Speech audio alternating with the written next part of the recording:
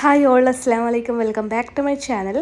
ഇന്ന് ഞാൻ വന്നിട്ടുള്ളത് ഡബിൾ പെൻസിൽ എങ്ങനെ യൂസ് ചെയ്തിട്ട് നമുക്കൊരു അറബിക് കാലിഗ്രാഫി ചെയ്യാമെന്നുള്ളതാണ്. ഇതിൻ്റെ ബേസിക്കും എങ്ങനെ യൂസ് ചെയ്യണം എന്നൊക്കെ അതൊക്കെ ഇതിൽ പറയുന്നുണ്ട്. അപ്പോൾ വീഡിയോ സ്കിപ്പ് ചെയ്യാതെ കാണുക.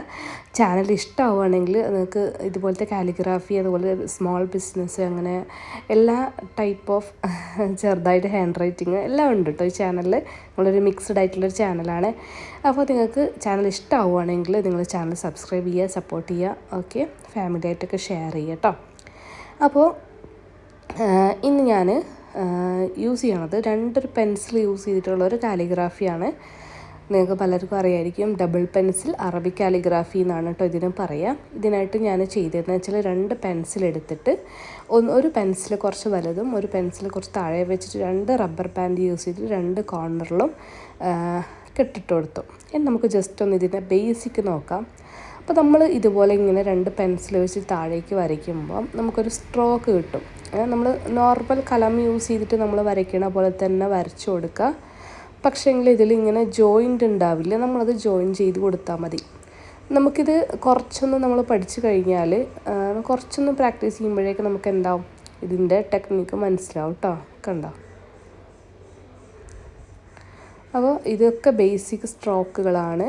അപ്പോൾ ഇത് നമുക്ക് നോർമൽ ഇത് ചെയ്യാം കേട്ടോ. അതായത് ഡബിൾ പെൻസിൽ കാലിഗ്രാഫി എന്ന് പറയുന്നത് വേറൊരു സംഭവം എന്നല്ല, നമ്മൾ നോർമൽ കാലിഗ്രാഫി ചെയ്യുന്നത്. അത് ചിലപ്പോൾ നമുക്ക് ഔട്ട്ലൈനൊക്കെ ചെയ്തിട്ട് പെയിൻറ്റ് ചെയ്യാനൊക്കെ ഉണ്ടെങ്കിലൊക്കെ ഡബിൾ പെൻസിലാണ് കേട്ടോ യൂസ് ചെയ്യുക.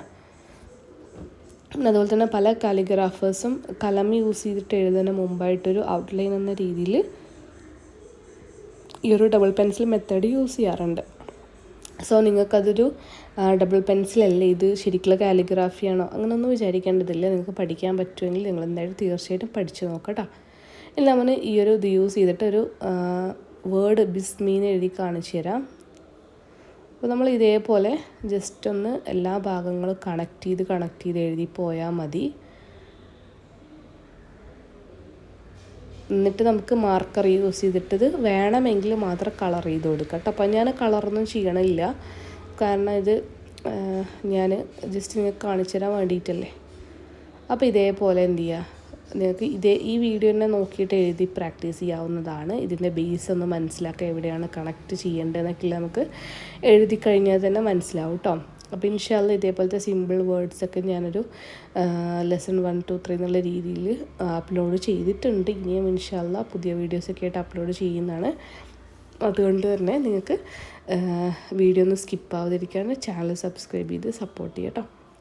അപ്പോൾ ഞാനിവിടെ ബിസ്മീന്ന് എഴുതിയിട്ടുണ്ട്, അതുപോലെ തന്നെ അതിൻ്റെ പുള്ളി ഇട്ട് കൊടുത്തിട്ടുണ്ട്. നമുക്ക് ഞാനിവിടെ സിംഗിൾ പെൻസിൽ വെച്ചിട്ടാണ് ഹറക്കത്ത് വരച്ചു കൊടുക്കുന്നത്.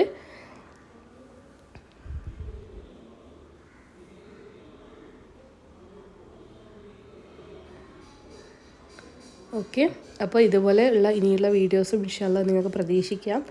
അതുപോലെ തന്നെ എല്ലാവരും വീഡിയോ ലൈക്ക് ചെയ്യുക, ഷെയർ ചെയ്യുക കേട്ടോ. അസ്സലാമു അലൈക്കും.